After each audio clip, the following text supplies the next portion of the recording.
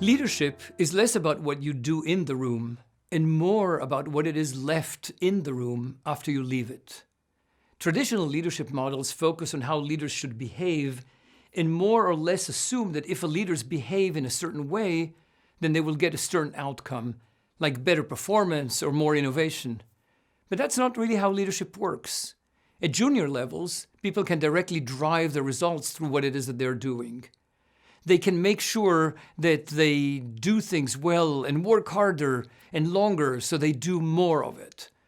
But as people move into leadership roles and they move up the hierarchy, their jobs become less about doing things themselves and more about helping and getting others to do things.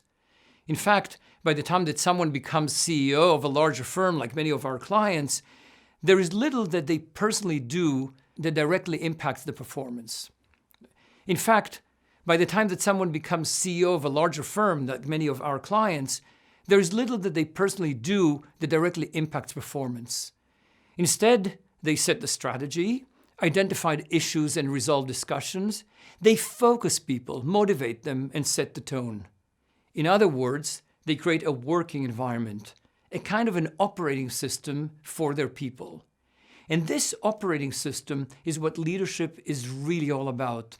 It is what is left in the room when you leave, when you're no longer there.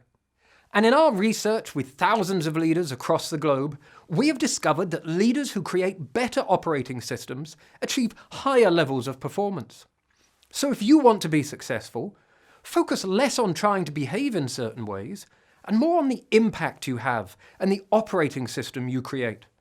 To find out more about how you can do this, check out our new book, Leadership OS.